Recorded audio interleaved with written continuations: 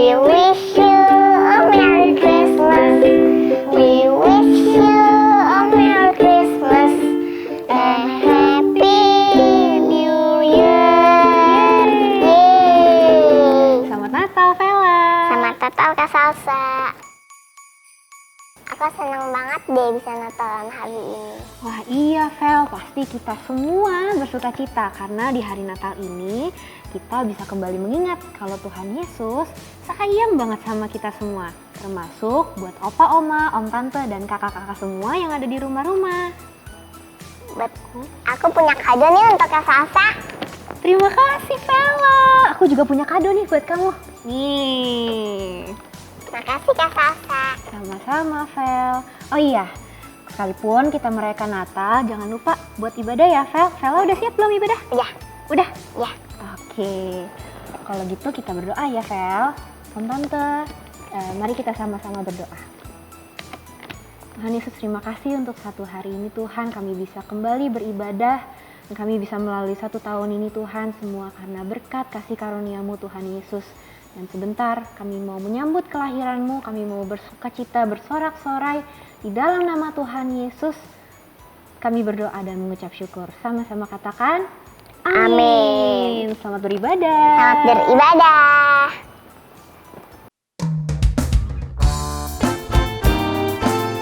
Mari kita sambut kelahiran Tuhan Yesus. Sorakan haleluya.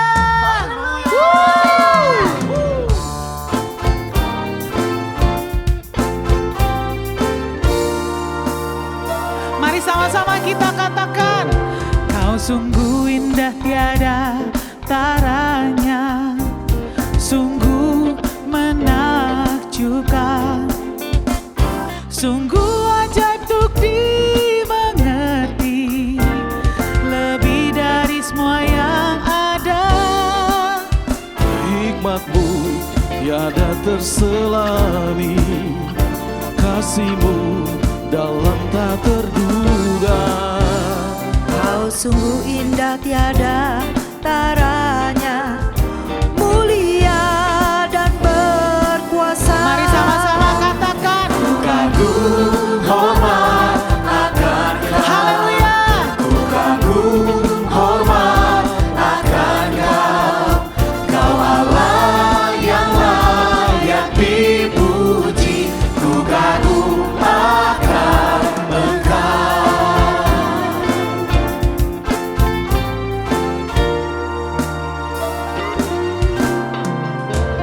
Kau sungguh indah tiada taranya, sungguh menakjubkan, sungguh ajaib untuk dimengerti, lebih dari semua yang ada. Hikmat-Mu tiada terselami, kasih-Mu dalam tak terduga. Kau sungguh indah tiada taranya, mulia dan berkuasa. Ku kagum, Ku kagum hormat akan Kau. Ku kagum hormat akan Kau.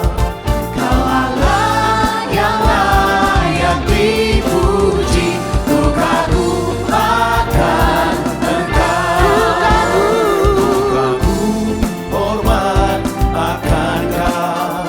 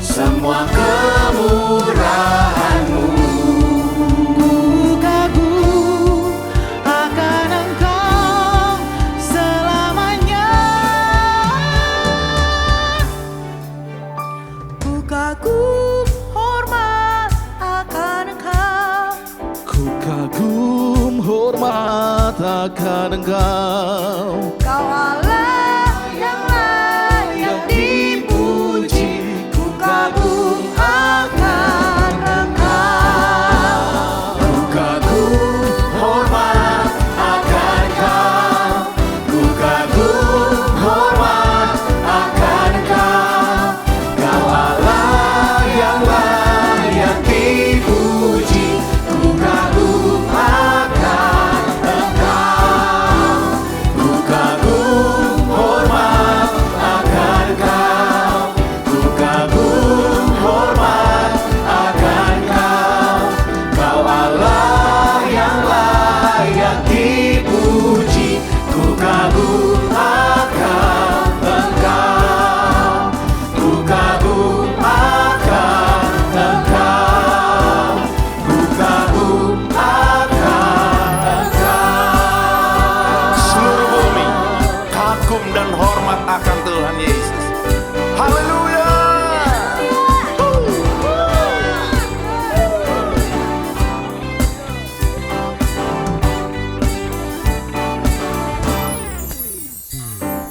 Dari pulau dan benua terdengar selalu terus lagu pujian semua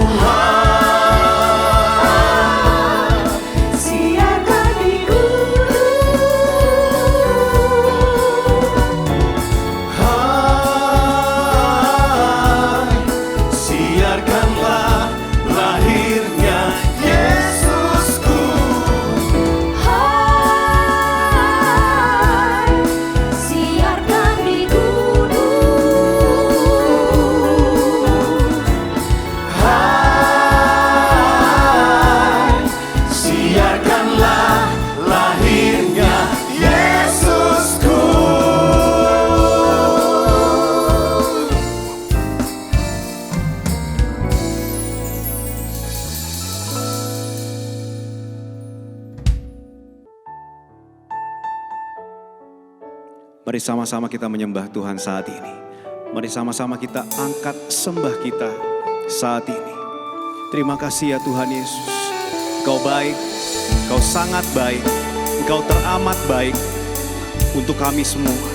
Terima kasih Tuhan, terima kasih Yesus.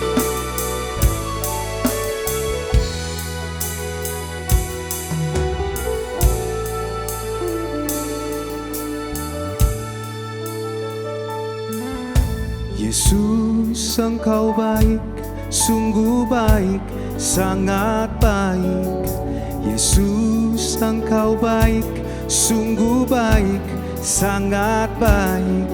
Kasih-Mu tak berkesudahan, kasih-Mu kekal selamanya.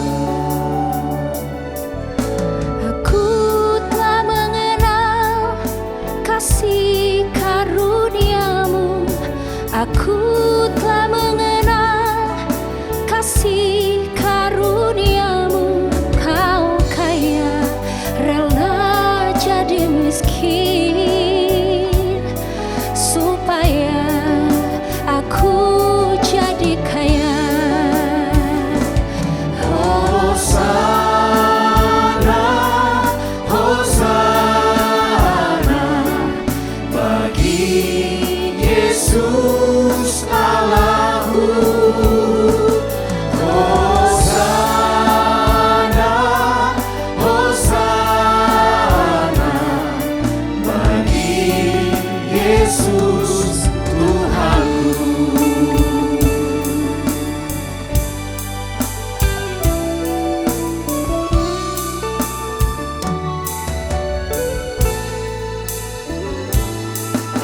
Yesus, Engkau baik, sungguh baik, sangat baik.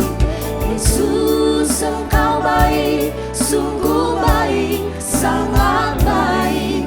Kasih-Mu tak berkesudahan, kasih-Mu kekal selamanya. Aku telah mengenal kasih karunia-Mu. Aku telah mengenal kasih karunia-Mu. Kau kaya, rela jadi miskin, supaya aku jadi kaya. Hosana, Hosana bagi Yesus Allahku. Hosana, Hosana bagi Yesus Tuhanku. Hosana, Hosana bagi Yesus Allahku. Hosana, Hosana bagi Yesus Tuhanku. Hosana bagimu di tempat yang maha tinggi. Hosana bagimu Yesus. Hosana bagimu di tempat yang maha tinggi. Satu-satunya yang layak kami sembah, Yesus, Raja di atas segala raja. Kami sembah Kau Yesus.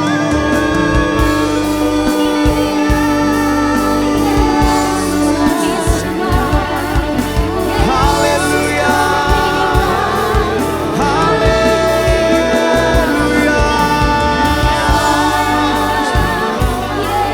Kami sembah Kau Yesus. Syakaya rabaya rabara rabara rabara rabara rabara rabara rabara.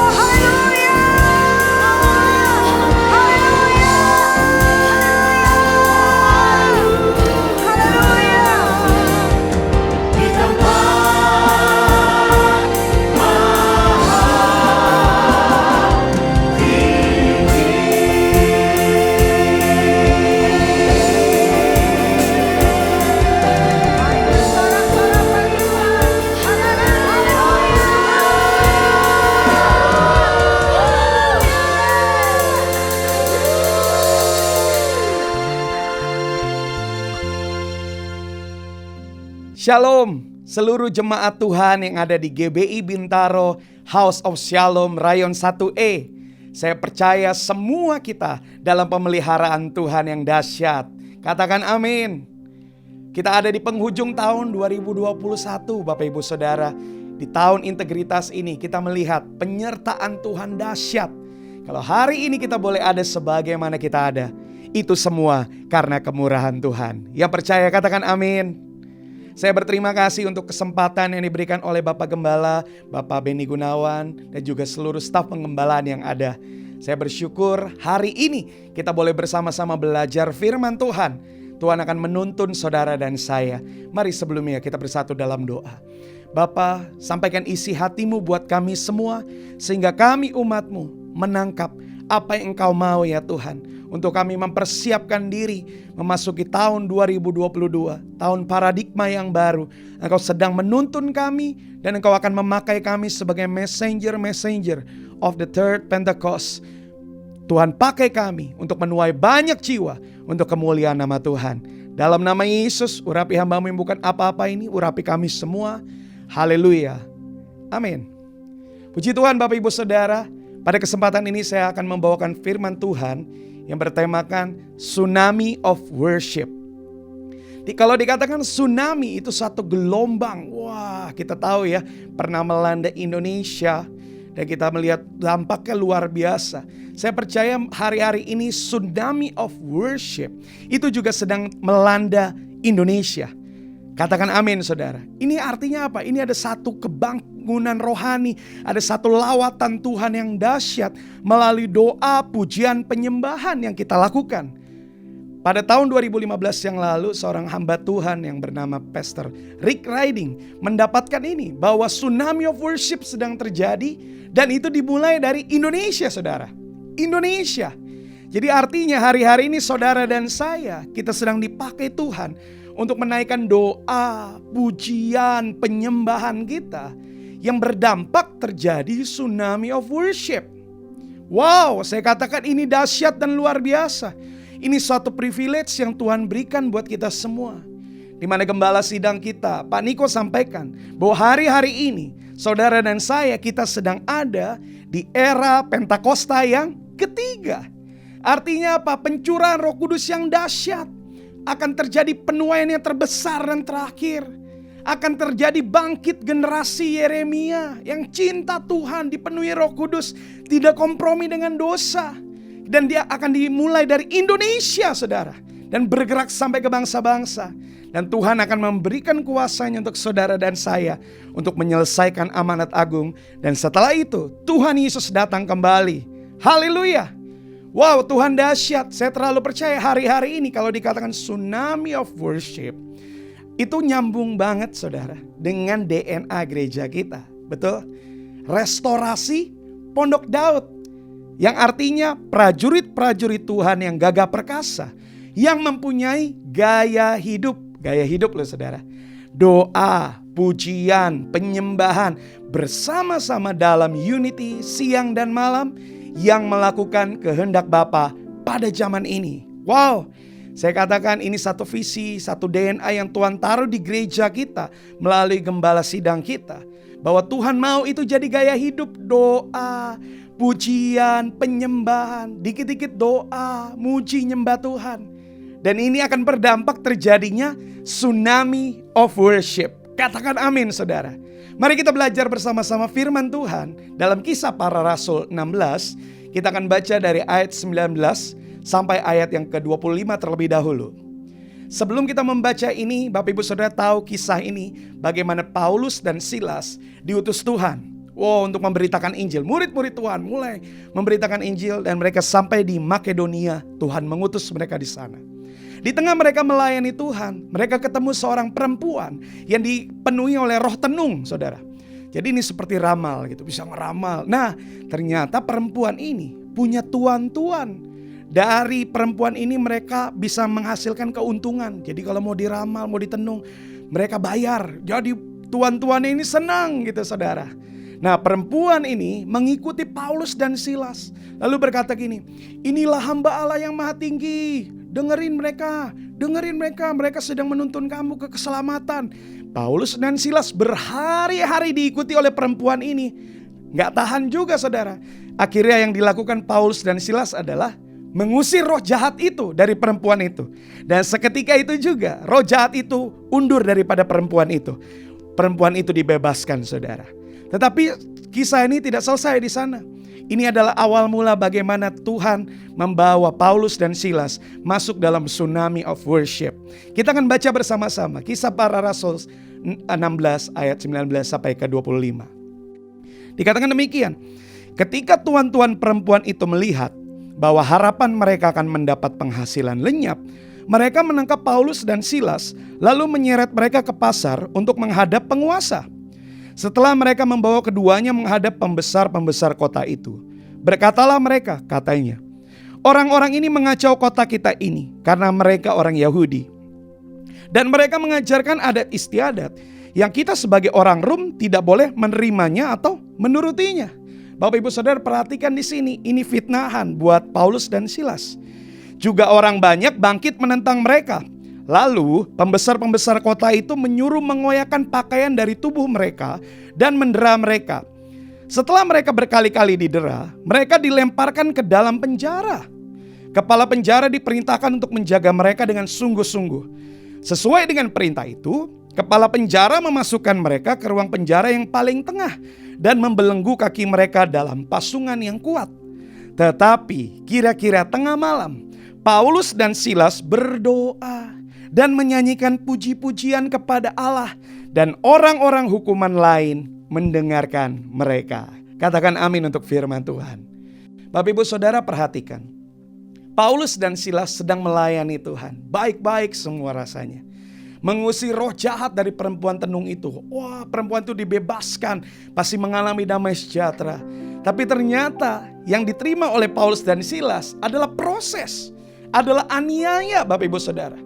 Di tengah melakukan melayani Tuhan, melakukan yang menyenangkan hati Tuhan. Mungkin terkadang Bapak Ibu Saudara berkata, aduh saya ini udah sungguh-sungguh sama Tuhan. Saya rajin ibadah Pak, saya rajin ikutin komsel, semua saya ikutin. Tapi kok persoalan banyak di hidup saya. Kok rasanya aniaya, kok saya ngalamin yang gak enak. Sedangkan orang lain di sana yang hidupnya gak karu-karuan, kok enak ya. Bapak Ibu Saudara perhatikan, Tuhan punya rencana dahsyat buat saudara dan saya. Katakan amin. Di setiap proses yang ada, Tuhan mau beracara lewat hidup saudara dan saya. Kita perhatikan apa yang dialami Paulus dan Silas. Mereka difitnah, pasti rasanya sakit hatinya. Pak, kita juga kalau ngalami fitnah, aduh sakit rasanya. Rasanya pengen bela diri, mereka gak bisa bela diri saudara.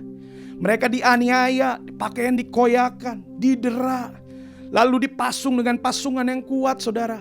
Lalu bangkit orang menentang mereka. Tadinya enggak marahin mereka, tadinya biasa-biasa aja, tiba-tiba kayak hianatin mereka saudara. Itu yang dialami Paulus dan Silas. Sampai akhirnya mereka dimasukkan ke penjara. Penjaranya spesial, penjara yang paling tengah. Kenapa dikatakan paling tengah? Supaya kepala penjara ini bisa memperhatikan Paulus dan Silas. Mungkin pada saat itu kepala penjara berkata, "Hei Paulus dan Silas, kamu masuk penjara paling tengah. Saya dapat tugas untuk jagain kamu, tahanan khusus. Kamu gak akan lolos dari pandangan saya." Dia bukan ditempatkan di penjara yang paling pojok, tapi paling tengah supaya bisa diperhatikan. Itu bisa diartikan bahwa keadaan Paulus dan Silas seperti gak ada jalan keluar. No way out. Rasanya hopeless. Rasanya udah habis. Hidupnya kayaknya berantakan. Tadinya baik-baik aja. Tiba-tiba langsung berubah. 180 derajat mengalami proses yang berat. Ini yang dialami oleh Paulus dan Silas. Tetapi ayat 25 mengatakan, tetapi kira-kira tengah malam. Perhatikan ini Bapak Ibu Saudara. Kebanyakan tengah malam, orang yang punya proses itu merenung saudara. Banyak orang stres, banyak orang ikut dalam kehidupan dunia malam. Karena malam itu masa-masa di mana mereka galau saudara, dikatakan anak-anak muda. Galau, stres, melihat hari esok tuh rasanya gelap. Tetapi Paulus dan Silas, dikatakan firman Tuhan ini, tengah malam, Paulus dan Silas berdoa dan menyanyikan puji-pujian kepada Allah, dan orang-orang hukuman lain mendengarkan mereka. Wow, ini dahsyat saudara. Mereka berdoa, memilih berdoa, memuji-muji Tuhan. Orang lain mendengarkan mereka. Saya bisa artikan, mereka nyanyi bukan pelan-pelan. Mereka nyanyi dengan sorak-sorai. Mungkin kalau pada saat itu sudah ada lagunya, soraklah, haleluya, soraklah. Mereka nyanyi dengan lantang sehingga orang-orang hukuman yang lain dengerin mereka. Paulus dan Silas itu yang baru masuk tadi, yang habis disiksa, bisa muji-muji Tuhan dengan sukacita gitu ya. Kok bisa ya? Orang lain dengerin mereka, saudara. Wow, saya katakan ini disebut tsunami of worship. Satu penyembahan yang melampaui perasaan. Penyembahan yang gak dibatasi atau dikotak-kotakan dengan keadaan kita. Satu penyembahan yang tidak dikotak-kotakan dengan perasaan kita. Oh, aku lagi senang, jadi aku memuji Tuhan. Oh, aku lagi sedih, jadi aku gak memuji Tuhan. Tidak, saudara. Di masa-masa ini tsunami of worship sedang terjadi. Waktu Bapak, Ibu, Saudara dan saya, kita tahu bahwa doa, pujian, dan penyembahan itu harus menjadi gaya hidup kita, lifestyle kita, untuk kita terus hidup intim sama Tuhan. Katakan amin, saudara. Ini yang dibangun oleh Paulus dan Silas. Saya nggak tahu keadaan Bapak, Ibu, Saudara dan saya. Kita ada di penghujung tahun 2021 ini. Mungkin di masa-masa ini engkau terus mengalami proses. Pak, saya nggak keluar proses, Pak. Aduh, aniaya, Pak. Aduh, sulit keadaan semuanya. Tapi pada saat ini kita mau punya komitmen yang sama seperti Paulus dan Silas. Kita memilih untuk berdoa, tetap menyanyikan puji-pujian kepada Tuhan. Katakan amin, saudara. Nah, kita akan lihat apa dampaknya daripada saat Paulus dan Silas membawa pujian, penyembahan, worship itu, penyembahannya kepada Tuhan. Apa yang terjadi, saudara? Yang pertama yang terjadi di ayat ke-26. Mari kita baca bersama-sama. Dalam Kisah Para Rasul 16 ayat 26 berkata, akan tetapi terjadilah gempa bumi yang hebat, sehingga sendi-sendi penjara itu goyah, dan seketika itu juga terbukalah semua pintu dan terlepaslah belenggu mereka semua. Wow, ini dahsyat, saudara. Jadi yang pertama waktu mereka menyembah Tuhan, mereka memilih untuk berdoa, saudara. Tiba-tiba terjadi gempa bumi.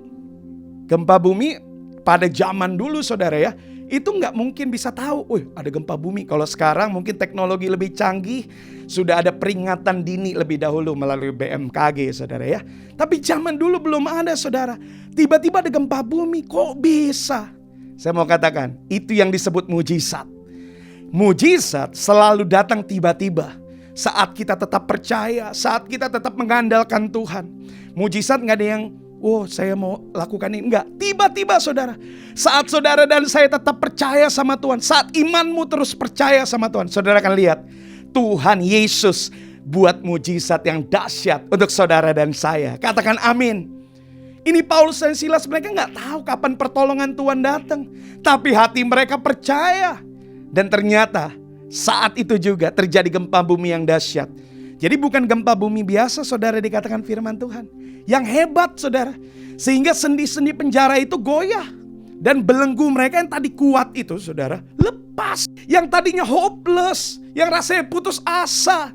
Tapi bagi Paulus dan Silas, saat mereka memilih menyembah Tuhan, tsunami of worship terjadi. Mujizat Tuhan terjadi. Haleluya. Katakan haleluya, saudara. Jadi saya percaya ada kuasa dalam pujian penyembahan yang kita naikkan kepada Tuhan. Katakan amin. Yang kedua, dari tsunami of worship ini yang terjadi di ayat 27. Kita baca sama-sama. Ketika kepala penjara itu terjaga dari tidurnya dan melihat pintu-pintu penjara terbuka, ia menghunus pedangnya hendak membunuh diri. Karena ia menyangka bahwa orang-orang hukuman itu telah melarikan diri. Ayat 28. Tetapi Paulus berseru dengan suara nyaring, katanya, jangan celakakan dirimu, sebab kami semuanya masih ada di sini. Kepala penjara itu menyuruh membawa suluh, lalu berlari masuk, dan dengan gemetar tersungkurlah ia di depan Paulus dan Silas. Yang tadinya, saudara ya, yang tadinya bilang Paulus, Silas, kamu gak akan lolos. Saya dikasih tugas untuk ngawasin kamu gak akan lolos. Intimidasi. Tapi pada saat itu, waktu mujizat Tuhan terjadi, dia ketakutan, saudara. Dia mau bunuh diri, menghunus pedangnya, udah hampir bunuh diri. Saudara lihat, tsunami of worship apa yang terjadi dalam hidup Paulus dan Silas. Waktu dia lihat kepala penjara itu mau bunuh diri, Dia nggak bilang gini, ya tusuk aja tuh kan, rasain kan tadi ngelawan saya tadi. Oh enggak saudara, tidak. Paulus dan Silas berteriak dikatakan dengan suara nyaring, jangan celakakan dirimu. Betapa niat hatinya. Kalau orang berseru dengan suara nyaring berarti niat ya saudara ya. Kayak manggil lu, jangan, tolong gitu. Itu kan nyaring saudara ya. Ayo haleluya, itu kan nyaring, itu niat saudara, perlu niat. Paulus dan Silas punya niat itu. Kenapa? Karena saat saudara membawa worship, terjadi tsunami of worship, saudara punya belas kasihan buat orang yang mungkin jahat sama saudara, mungkin mencelakakan saudara. Ada rasa compassion, belas kasihan. Saudara gak tega rasanya. Kenapa? Karena saudara ngalamin damainya Tuhan saat menyembah Dia. Saudara ngalamin kasihnya Tuhan. Dan kasih Tuhan itu mengalir lewat hidup saudara dan saya. Bukan pembalasan yang kita lakukan, tapi kita justru menabur kasih. Katakan amin saudara. Bayangkan kalau Paulus dan Silas mau taat sama Tuhan tapi setengah-setengah. Jadi dia cuma berserunya dengan suara pelan. Jangan celakakan dirimu. Gak kedengeran saudara. Mungkin udah bunuh diri itu kepala penjaranya. Tapi karena hati mereka pun penuh belas kasihan. Karena mereka naikkan doa, pujian, penyembahan sama Tuhan. Mereka mengalami kebaikan Tuhan. Mereka punya belas kasihan itu. Saya percaya hari-hari ini saat saudara punya belas kasihan, saudara akan lihat banyak orang akan ngalami Tuhan lewat doa, pujian, penyembahan yang kita naikkan. Tsunami of worship terjadi. Tsunami of worship terjadi. Katakan amin. Yang ketiga Bapak Ibu Saudara, dari tsunami of worship ini di ayat 30 dari Kisah Para Rasul 16. Ia mengantar mereka keluar sambil berkata, Tuhan, apakah yang harus aku perbuat supaya aku selamat? Jawab mereka, percayalah kepada Tuhan Yesus Kristus dan engkau akan selamat, engkau dan seisi rumahmu. Lalu mereka memberitakan firman Tuhan kepadanya dan kepada semua orang yang ada di rumahnya. Pada jam itu juga kepala penjara itu membawa mereka dan membasuh bilur mereka. Seketika itu juga ia dan keluarganya memberi diri dibaptis.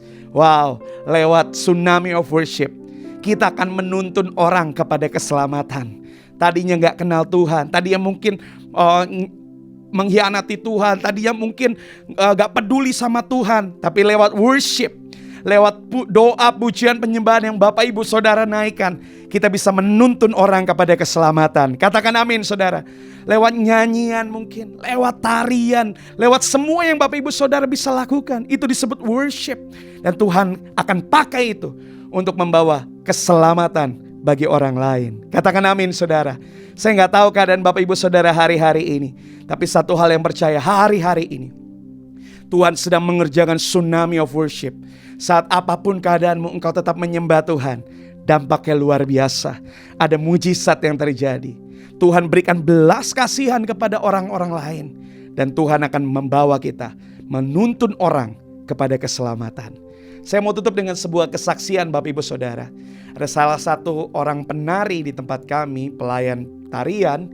Itu dia mengajar tarian balet Bapak Ibu Saudara. Dia punya seorang murid perempuan gitu, masih kecil Bapak Ibu Saudara, sekitar 5-6 tahun. Lalu dia tanya ke Miss-nya, dia panggil, Miss, saya mau lihat Miss nari dong. Miss-nya berkata, saya nari di gereja pelayanan gitu ya.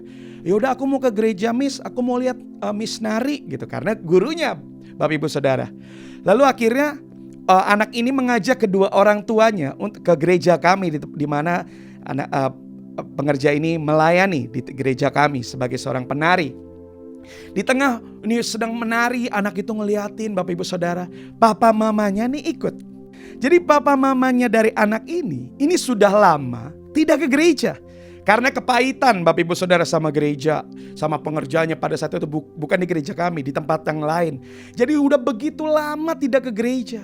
Bapak Ibu Saudara ketahui ini, waktu pengerja kami ini nari, melayani Tuhan dengan segenap hati, bahwa ternyata terjadi tsunami of worship. Jadi kedua orang tua dari anak ini bisa nangis, tiba-tiba nangis saudara, ngelihat ini guru dari anaknya ini nari melayani Tuhan, nangis di tengah penyembahan yang ada, dia nangis saudara. Dia ketemu Tuhan pada saat itu, dia nangis-nangis, dilawat Tuhan luar biasa. Dan sejak hari itu kedua orang tua ini mulai beribadah lagi sama Tuhan. Mulai sungguh-sungguh lagi sama Tuhan. Kita mau beri kemuliaan buat Tuhan. Haleluya. Ini disebut tsunami of worship. Mari kita berdoa bersama-sama. Bapak, kami percaya bahwa hari-hari ini tsunami of worship sedang terjadi ya Tuhan. Biarkan hidup kami terus memiliki gaya hidup doa, pujian, penyembahan dalam unity bersama-sama siang dan malam ya Tuhan. Dan kami akan lihat mujizat-Mu terjadi, lawatan-Mu terjadi atas jiwa-jiwa. Tuhan, pakai kami semua untuk menyelesaikan amanat agung-Mu. Di dalam nama Tuhan Yesus, semua kita katakan amin. Tuhan Yesus memberkati.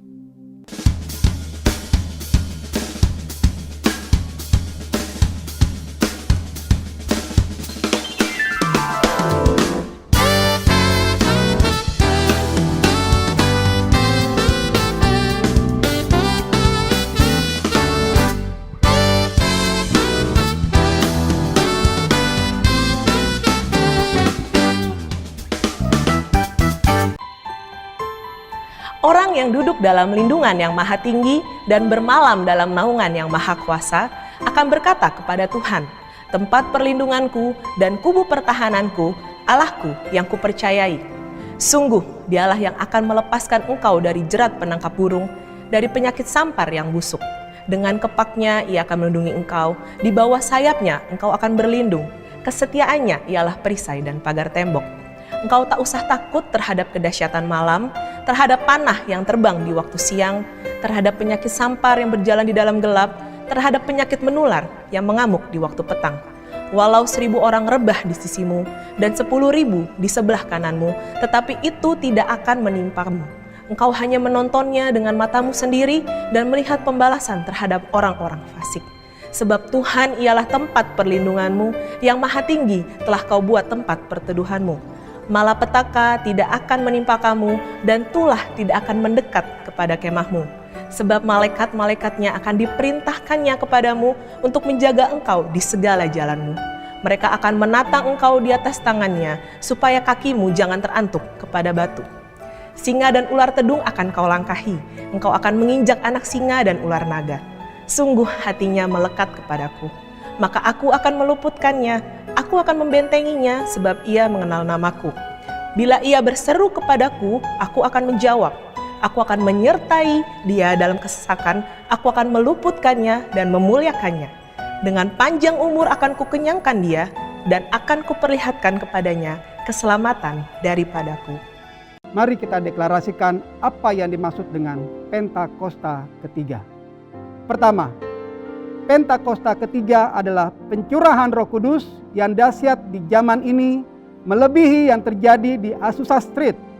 Kedua, Pentakosta ketiga akan mengakibatkan penuaian jiwa yang terbesar dan yang terakhir sebelum Tuhan Yesus datang kembali.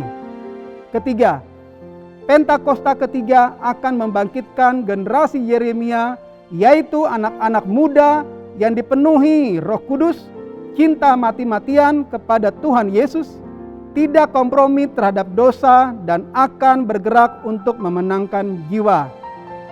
Keempat, Pentakosta ketiga lahir di Indonesia dan bergerak ke bangsa-bangsa.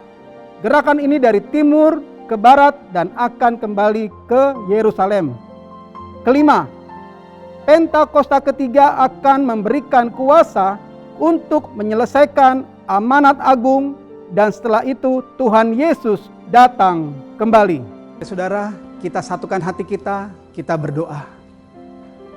Bapa, di dalam nama Tuhan Yesus Kristus, terima kasih Tuhan untuk hari ini ibadah online kami Tuhan. Engkau telah menyertai kami dari awal, pertengahan hingga akhir ya Tuhan. Engkau sungguh luar biasa Tuhan. Hadirat-Mu Tuhan sungguh nyata tengah-tengah kami ya Tuhan. Terima kasih ya Tuhan untuk hamba-Mu yang telah menyampaikan firman-Mu Tuhan. Biarlah firman-Mu yang disampaikan untuk kami semua menjadi rema, menjadi kekuatan bagi kami semua ya Tuhan Yesus. Bagi jawaban untuk kami semua ya Tuhan. Terima kasih Tuhan, Kau berkati hamba-Mu ini Tuhan. Kau pakai lebih heran lagi ya Tuhan Yesus. Bapa, kami mau berdoa untuk gembala sidang kami. Bapak Pendeta Dr. Insinyur Niko Nyotoro Harjo ya Tuhan. Dan beserta istri dan keempat wakilnya Tuhan. Dan juga Tuhan untuk gembala rayon kami, Bapak Pendeta Beni Gunawan ya Tuhan, dan keluarga, dan semua gembala-gembala kul ya Tuhan. Bapak Kau pelihara ya Tuhan, Engkau berikan kesehatan yang terbaik ya Tuhan. Engkau pakai lebih heran lagi Tuhan untuk menjangkau jiwa-jiwa ya Tuhan, untuk kemuliaan nama-Mu. Terima kasih Tuhan, terima kasih Tuhan. Kami juga berdoa untuk bangsa Indonesia. Terima kasih Tuhan, bangsa kami, Kau selamatkan bangsa kami. Damailah Indonesia, damailah Indonesia, damailah Indonesia. Sembuhkan Indonesia dari COVID-19 ya Tuhan Yesus. Berkati Presiden kami Pak Joko Widodo dan Maruf Amin juga sebagai wakil, dan para menteri yang terpilih ya Tuhan, agar mereka melakukan tugas mereka dengan takut akan Engkau ya Tuhan, dan kesehatan mereka Kau pelihara ya Tuhan. Terima kasih Tuhan untuk ibadah hari ini Tuhan. Engkau sungguh baik. Kami akhiri doa kami ini Tuhan. Sebelum kami akhiri Tuhan, kami siapkan hati kami untuk terima berkat yang terbaik daripada-Mu. Mari angkat tangan saudara, terimalah berkat Tuhan. Kasih karunia yang berlimpah-limpah daripada Allah Bapa dalam anak yang tunggal Yesus Kristus. Persekutuan yang manis dengan Roh Kudus menyertai selesai mulai hari ini. Sampai Tuhan Yesus datang menjemput kita di awan-awan dan bahkan sampai selama-lamanya. Yang percaya bersama-sama katakan, Amin. Tuhan Yesus berkati saudara.